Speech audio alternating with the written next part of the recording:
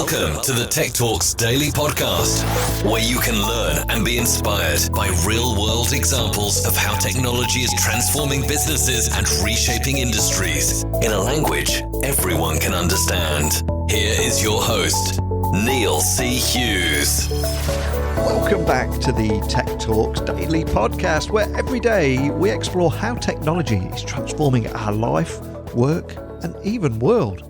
And as well as Adobe, Microsoft, IBM, and all the usual suspects in tech, we have also heard on this Daily Tech Podcast how sporting brands such as Real Madrid and Man United are digitising and serving their fan base of hundreds of millions around the world by leveraging technology.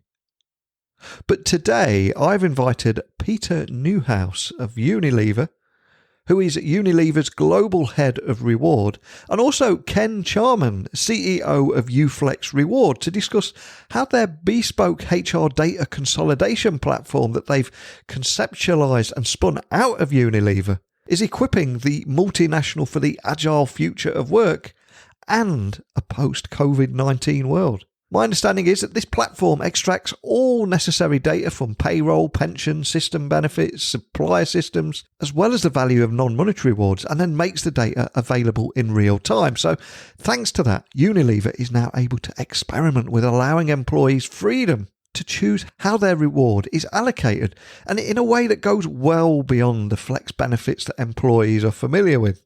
And for the company, they can understand the cost of each employee in real time, which is obviously also crucial for regulatory compliance and effective reporting and analysis.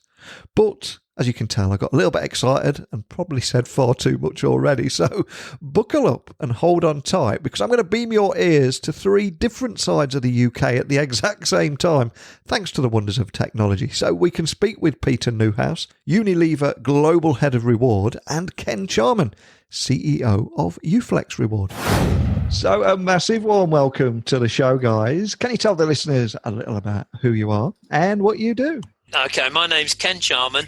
I'm the CEO of a spin-out company from Unilever, a software technology company, which has solved what seemed like the impossible challenge of bringing every item of reward that Unilever pays to all its employees in 130 countries around the world, all in one place, so that employees can see at the touch of a button or an iPhone screen exactly what the company invests in them. Pay, pensions, benefits, stock options, share purchase, flexible benefits, it's there. And out of that as well, the organisation, Unilever, can see the whole of its spending on reward, which is about 6 billion euros a year, and it can cut it, dice it, analyse it, report it in any way it wants. So great for things like pay equity, gender pay ratio reporting, looking for efficiencies. Uniquely, Unilever has all that information in one place. It was a huge technical challenge. There is no other product that does it. So Unilever decided it was going to enter a new business and become an enterprise software company alongside all the things that it's popularly known for in the consumer goods market. So that's me. I'm the CEO of a tech company, and my boss, or the person who had this great idea, which we turned into this product, is Peter Newhouse, and he will now introduce himself. I joined Unilever 10 years ago. I'm now coming towards the end of my career. I was Global Head of Reward, and I'm now very pleased to say that my successor is in place. And so I'm now on my kind of way towards retirement and exciting things in the future. But yes, I was the person who thought this would be a really good idea 10 years ago when I joined. And it's been a really exciting and interesting journey. Fantastic. And I'm excited to delve a little bit deeper into this with you both today. But before we do, I think we should look at the problem first. So can you tell me a little bit more about how the traditional package of a fixed salary and a one-size-fits-all benefits package is actually quite archaic now in this digital world? And so can you tell me why you think it isn't fit anymore? What are your views on that? Let me start with that, Neil, because actually, part of the difficulty that I found when joining Unilever is that I could see from our annual reports and accounts that there's a little note in all companies, all UK listed companies have to disclose the amount of money they spend in total on employee pay. And so I could see from the back of Unilever's annual report that Unilever spends in excess of 6 billion euros a year on pay. It's a lot of money. It's a huge amount of money. So I kind of thought, well, that's kind of interesting. So exactly how do we spend that, and what do people think about it? And there was absolutely no information. That number is really a sort of finance assessment based on a series of assumptions. And so really what I set out to do was to sort of join up the dots and sort of say, well, if we're spending that much money, let's actually take a look at who gets it, what do they get it for, why do they get it, and most importantly, what do they feel about it? Because if we're spending money on pay that people don't understand or don't appreciate, then there's probably quite a lot of wastage in the system. So that's really the origin of it. And later on, we developed all sorts of interesting ways of looking at things, including the idea of greater choice. Yeah, if I can add to that. So Peter's the front man, the person who understands the theory of using pay to motivate, incentivize, engage people, and Peter's department and a whole team of people in Unilever come up with those plans, policies, theories. And this sounds very straightforward, what Peter just said. Let's just add everything up, and then we can see across the organisation exactly what people get and report and analyse on that. Now, I knew it was going to be difficult, but I probably underestimated the degree of difficulty. Yeah, it was a perfectly reasonable request. 110 countries, 150,000 people. Yeah, it's just a little task to do. Yeah. You just add up the payroll. There's the payroll there, isn't there? There's the pension scheme there. There's our benefit suppliers. Just tell them to put everything in each person's folder, and we got it. And of course, it's not like that, because all of those systems are separate. So each individual employee has their record, their personal records within one of those management systems, administration systems. But the systems don't talk to each other. And an organization like Unilever, the company grows through acquisition. So there's permanent throughput of new companies coming in that you have to integrate into the main system. Even within those companies, they will probably have, because of regulatory changes, cultural differences, they might have different payroll suppliers, pension suppliers, benefit suppliers, geographically in countries around the world. So if you want to see that all in one place, you've got a consolidation exercise to do to extract the data, translate it, convert it, put it all into one standard set of data definitions and have it in one place. And then, of course, the moment you've done that, it changes. So now you've got to have a way to permanently update that and permanently get in your extracts if you want that to be up to date and in real time. That was a monster of a job, huge mountains to climb. And in fact, there were some, most big companies think it's impossible to do. But with Peter's imagination and my persistent determination and stubbornness is really what Ken's trying to say. Yeah, and Unilever's wallet, it was solvable. And as a result of that, Unilever being the sort of organisation it is, thought, well, let's make it available to others. Let's share this because it's really useful for employees. It's useful across the whole. It's useful across the whole economy. And nobody had really done it before, Ken, had they? I mean, that's the thing. So we had to sort of pioneer a very new way of doing things. I think a lot of companies still do it this way. They basically have a collection exercise. It's a manual process. They stitch a whole load of spreadsheets together. They produce a statement for people. They send it to them. And within days of it going out, it's all out of date. So it's a really huge exercise of work, which doesn't actually lead to anything more useful than giving someone a snapshot of what they actually happen to earn right now. So we decided at the outset we were going to do it real time 24/7, and that opens up so many possibilities, but it is quite a bit of work, but we've done that, and we've done it. Now we can move on to using it in a really exciting way. Now we've got even bigger ideas, Neil, and that gives people like me an even bigger headache, because once we got that in place and Peter's done his surveys and found out that there isn't a one-size-fits-all, that different employees want different things, and as you go through your own personal life cycle, what you want when you're young is not the same as what you want when you're about to retire, then the idea crops up, well, why don't we let people have a say in this? And then actually what you find then is that reward is this old-fashioned beast, which in big organizations is designed around old technology, a legacy of tables, really. So you've got a grading index, and then according to your index, where you are on that index, then you're entitled to certain things, and that's pretty standard. And then Peter says things like, well, why do we have to have grades? Why do we have to have rigid job definitions? Why can't we? The real reason for that is that it makes it easy. It makes it easy for us from an administrative point of view to have a rigid system that's hard, that's got rules and all those kinds of things. It just makes the whole thing deliverable. But with technology, of course, we can move way beyond what's possible in a manual-based system. And I think that allows us, if you really believe in diversity and inclusion, the reality is that everybody's different. And the reality is that we're all motivated at different times by different things. And the more you can engage people in the way in which they receive and consume their own pay, the more likely it is that they're going to be happier employees, engaged with the business, committed to the business, and motivated in the kind of way that makes sense for themselves. And that means that we're much more efficient in the way that we use pay, because otherwise you're pouring pay over people, and a lot of it is wasted in things that they don't really value.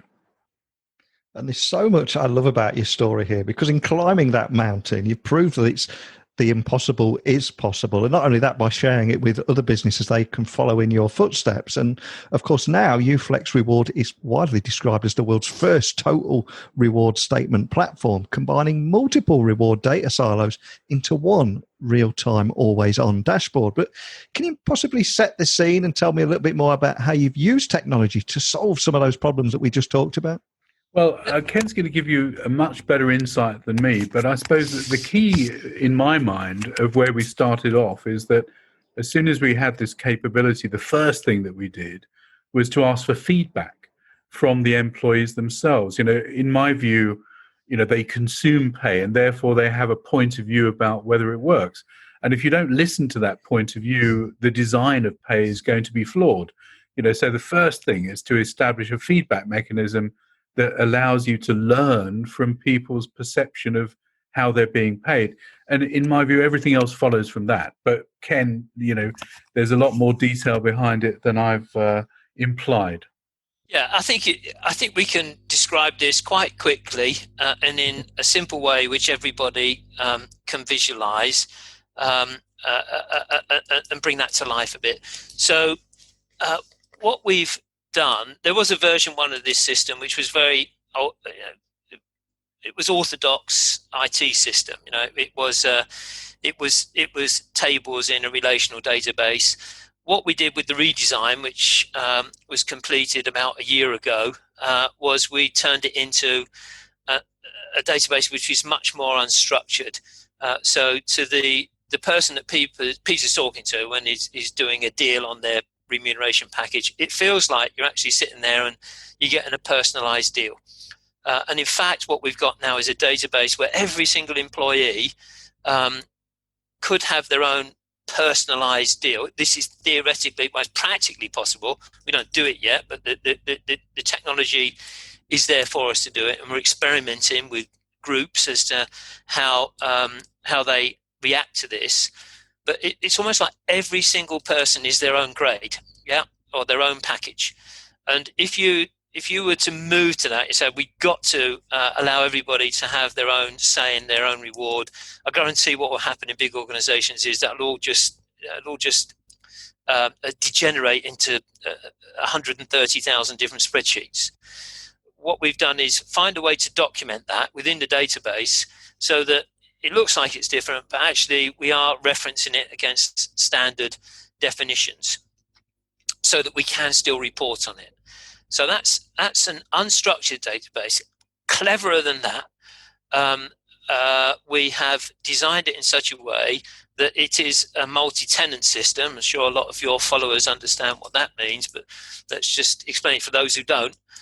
It means that each big organization who uses a system is actually operating in the same database. So they don't have their own installation, they don't have their own system. They've got their area within the main system. And we could have hundreds, thousands of companies all operating in that system. And that's all running on the cloud in the modern way, so they don't have to worry about their own IT, infrastructure management, security, all that's taken care of by us as well. Now, the next step beyond that is, okay, we're able now to behave like a startup and give every person who joins some say in the package they get. But of course, big organizations need to be accountable to regulators, to shareholders, to their ethics committees, remuneration committees, and show that they are actually living up to their rhetoric of being fair and equal opportunity payers, etc. And you do that by looking internally at your data, but also by looking externally at the data of other organizations who are similar to you. And of course, because all that data is in one place, with the right security protection, you can actually instantly choose a profile of a person according to any mix of identifiers in your HR system. It could be age, gender, anything really.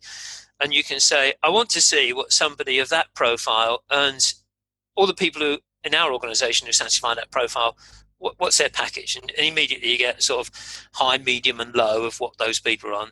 And then you can say, but I want to compare it to other organizations like me or to the whole universe of organizations. And you can get that too, yeah, in this kind of information architecture. So as well as giving big organizations like Unilever a tool which works internally, they've got something where they can instantly benchmark against the market, and that's another revolution. That's one of the reasons why, as Unilever, we decided to spin this thing out, because we could see that we could get massive benefit from this as an individual company, but we could also see that if we made it available to others on a fully confidential basis, obviously through a third-party uFlexReward, then collectively it would open up a lot of benchmarking opportunities that simply aren't there right now. So, for example, whenever you make a big reorganization in a company and you kind of have a question, well, how much should we be spending on finance as a function or HR as a function? Then, everybody reaches for the consultants. But to be honest, nobody has an answer. Nobody has a real credible answer. But if you had all that information properly flagged and tagged in a database that was available for analysis on an anonymous basis, then you could very quickly see what organizations were spending on particular functions or geographies or combinations of functions and geographies, and the profile of how they spend that money, whether they're spending it on more skilled people at higher rates of pay or more numbers of people at lower rates of pay. You could get an incredible level of understanding by having all that information in one place. And that's the reason why we've kind of decided to go down this route. Yeah, but I'm sparking off that. Peter and I kind of play this sort of tennis match with each other. But technically, it's possible now if there's enough people in the system, it's possible for me, the employee, to say, well, and I can have a say in how my reward is carved up. Maybe I want more as fixed, or I want more as in my incentive scheme, or I want to cut down my pension or something, want to buy more shares. I've got a say in all of that. But one of the things that you're interested in doing is comparing yourself to other people. So you could say, confidentially again, this all has to be governed by anonymity. You could say, how do I compare with other people like me? What are they doing? Yeah, of my age, gender, geographical location, or whatever. So you got a sounding board from others, the wisdom of crowds, and that could be within your own organization, or that could be more broadly as well. So when we're talking like this, what we're actually talking about is these are it's not theoretical parameters. These are the real practical parameters. This is what the system's capable of, because we've designed it that way. What we're really talking about here is people's imaginations have got to grow, and there has to be a willingness to operate that way. So technology exists, but culturally, organizations and employees need to move towards it, I think. And HR too. I mean, HR, one of the biggest building blocks in HR is the job description, the idea of defining a role. Although increasingly organizations want people to transform the role that they're in and interact with it rather than simply work to rule. This fundamental building block and grades and all that sort of stuff, they're really inhibitors for change. And so HR needs to rethink the way it does things to be able to do things in a way that's more employee-centered and that's more responsive to what employees really want. And that's the challenge that we all face now that we have the technology to be able to do it. We have to be able to make sure that we've got the alignment of the culture and the skill set in HR to make the most of it. I love that journey you've been on. Like you say, you've overcome all of those challenges, and you took this bespoke HR data consolidation platform that was conceptualized and spun out of Unilever and shared the story behind that. But do you have any other examples of how the platform actually went on to become so instrumental at Unilever and the kind of value that it offered and delivered there? Well, I suppose my favorite example is that when you're looking at cost, and obviously at the moment in current circumstances, cost is an issue for many organizations. And when you're looking at cost, the tendency is to focus on the numbers of people, headcount. So you do a very simple calculation. You have an average employment cost. You use that as a kind of a proxy for how much you want to save. So you take your savings, you divide it by your average cost of employment. You've got a number of people that you need to put at risk in order to make ends meet. I think the best thing that we've managed to achieve within Unilever is to demonstrate that pay is not like that. Pay is actually much more detailed than that. And therefore, if you've got a view of relative cost of people, then you can be much more precise about what it is that you do with cost and with headcount. More than that, you've also got the ability to fine-tune where you might be able to find savings and focus on those things that people don't value but cost the company money. So it just gives you a lot more flexibility. And Ken's been doing some really interesting stuff, more generally with companies on exactly this. Yeah, so Neil, a lot of people, even senior execs in big global firms, they maybe have come up through the marketing, production, finance group. They don't really understand reward beyond their own pay slip and how it's broken down and distributed across a whole organization. And I can tell you a lot of them don't understand their own pay slip either. They don't, no. So, and actually in the last few months, you can imagine how many organizations have been told things like, we got to cut 20% out of structural costs, and people cost is our biggest category of expense. So tell me how you're going to give me a 20% saving. And they go back and look at their data and think, got no idea. It's so complicated. All we can do is cut heads. Actually, Unilever, because it's got all the detail for every single person, could take what I would describe as a broad front strategy and look for lots of different ways to optimize and adjust and cut, which allowed so far, and let's hope for the future, has allowed dodging that big step of actually we got to lose people. But you can only do that if you got the data. Now, when we talk to me about that, they can't really imagine it. So what we did was turn the experience of the last few months into a war game or a simulation, which it simplifies it, but it looks at a company which has a global workforce, a global grading structure, R&D, production, all distributed around the globe. And then it sets anybody who wants to play the game the target of cut costs by 20% without redundancies. And anyone can, it's free. You can go on our website and play the game. It's extremely realistic, and it does give you an idea of what's going on across HR and reward across the economy at the moment. It's heroic efforts being made to keep organizations intact to take the humane route, keep human capacity available for when the recovery comes. But it's not easy because you have to do this in very, very different ways. And the way pay is distributed is very different. So fixed pay at the base of the grade pyramid or the pay hierarchy, fixed is a really high proportion of your overall reward. At the top, shares will be a much higher proportion of your reward. So that makeup, that cross-section is available for anybody who wants to try this out.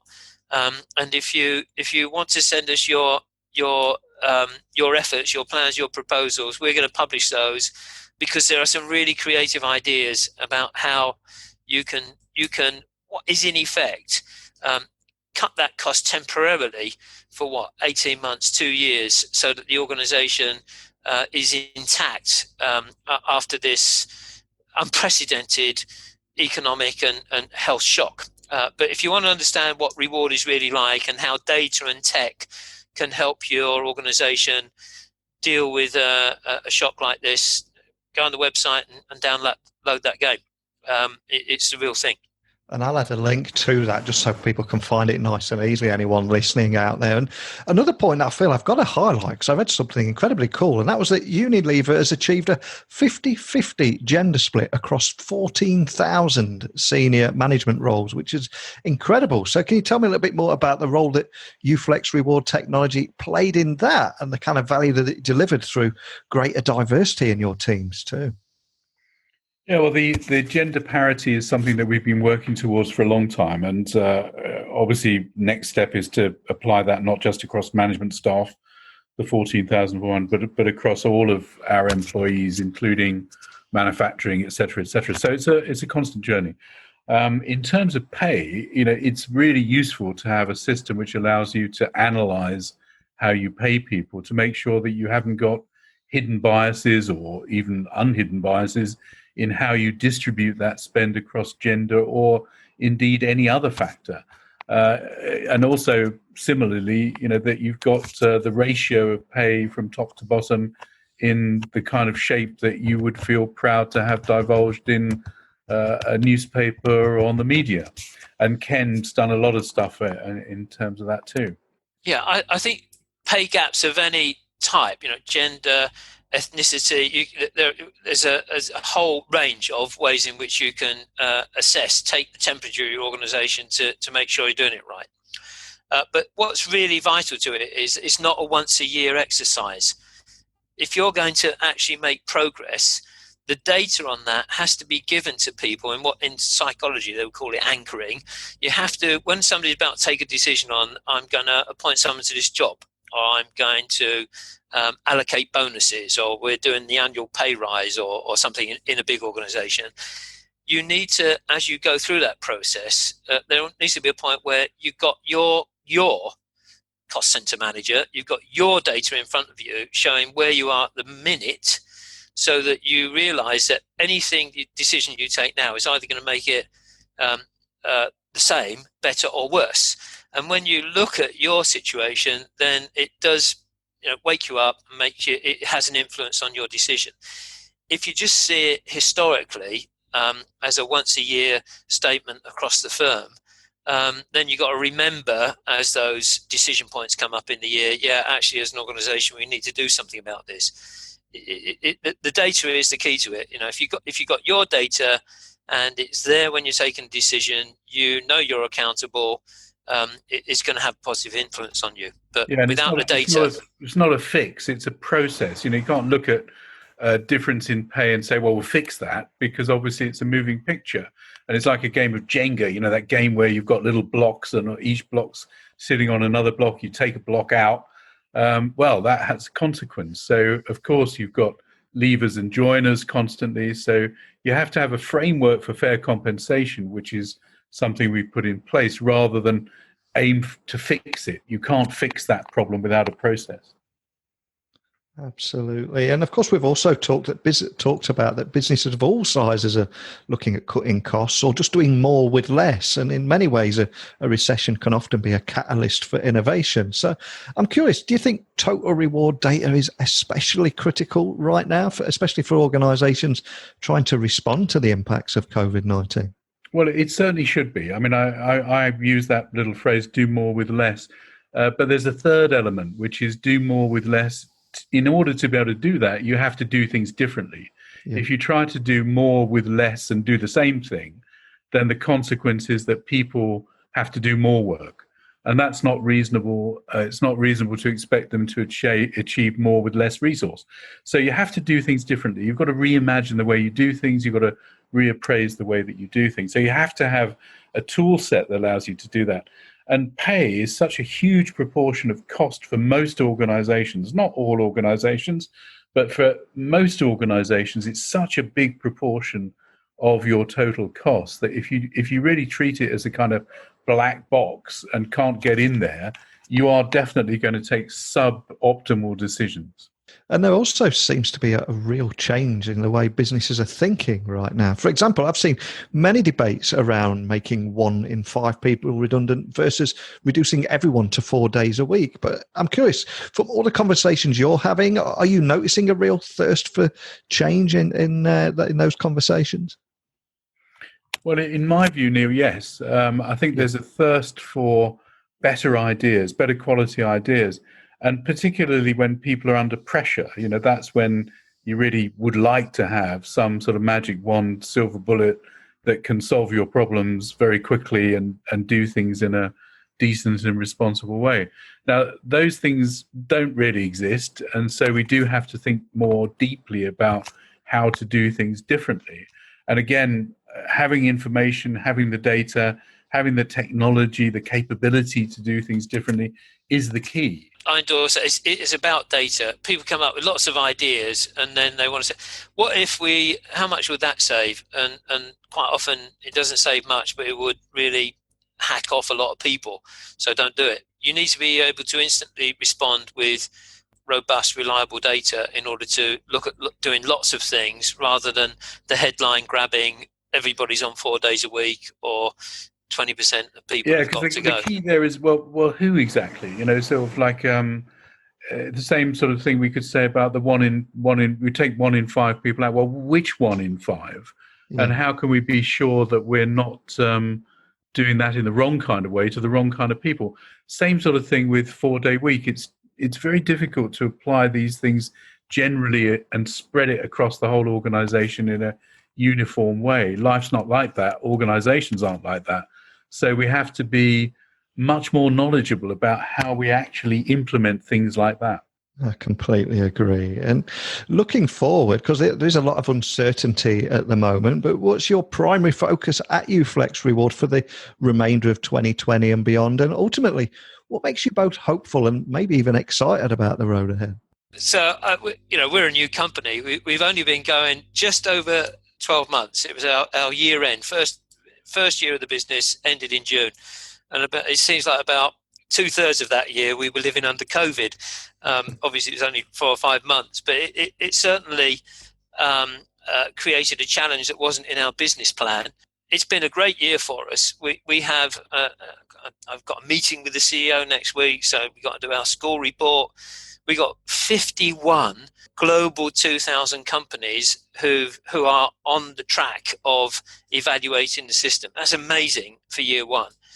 What makes me excited is how many of those can we convert into users and how quickly can we do it? Because for me, the challenge when you're working with big global companies is their speed of response. It takes them somewhere in the region of 6 months to 3 years to adopt a new IT system, which to me, intellectually, in business terms, that excites me that we can get there. But how you drag big organizations which are resistant to change over the line to do something that's in their best interest fast is what excites me. I think a challenge like COVID might put pressure on them to act quickly. Even if it's in their best interest, big organizations do struggle to make decisions. Yeah, and so speaking from the point of view of the big organization being in a big organization, I think I've got some pessimism and I've got some optimism. I think my optimism is that really, in adversity, we are having to confront things that we've not confronted before and deal with things that we possibly should have dealt with before but haven't.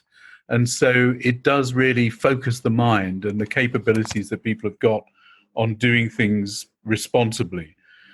Pessimism, because I think the difficulty is always that under pressure you revert to type, and so you reach for the familiar solutions that you've used before and hope that they will work effectively this time around.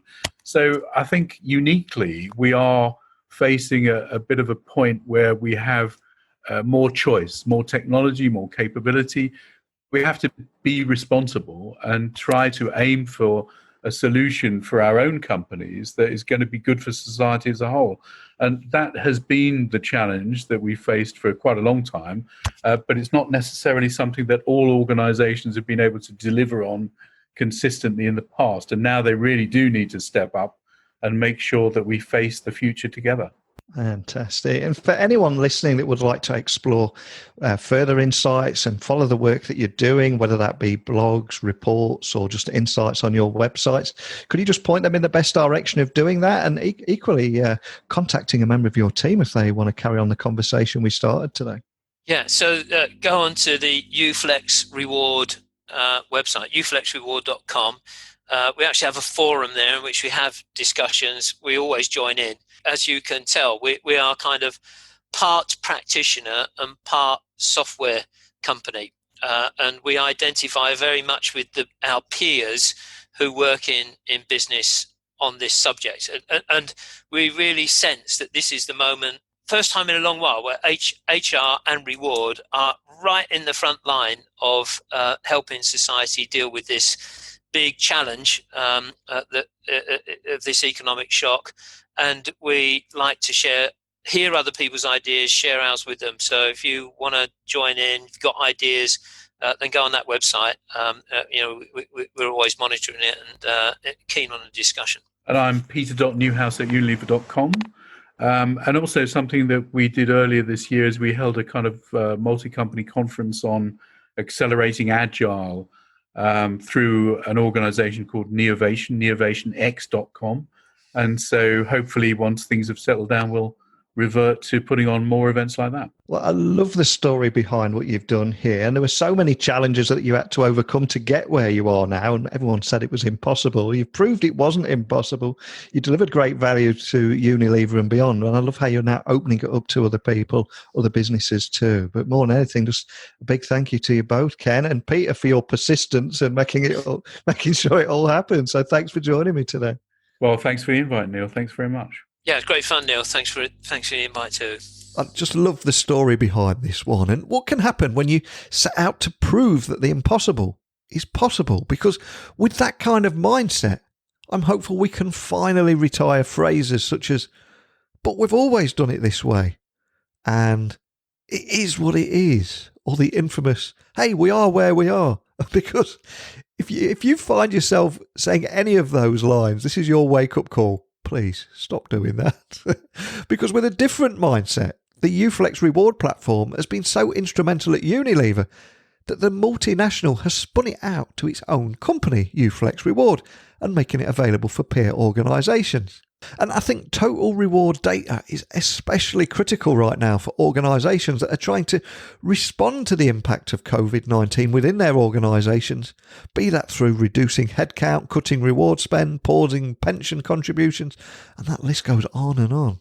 But as always, I want to hear what you think. So please email me, techblogwriter@outlook.com, tweet me at Neil C. Hughes. My website is techblogwriter.co.uk, where you'll find over 1,300 other interviews, and also how you can work with me by letting me take care of your business or thought leadership blogs, or even launch your own podcast. And of course, if that's not enough, remember I also host Switched On Thinking with Netgear and Tech Fusion by Citrix. But if none of that is of interest, I apologise for waffling on and taking up too much of your time. I'll simply invite you to join me again tomorrow, where we'll explore how technology is changing our worldview for the better. So finally, all that's left for me to say is a big thank you for listening, and until next time, don't be a stranger. Thank you for listening to the Tech Talks Daily Podcast with Neil C. Hughes. Remember, technology works best when it brings people together.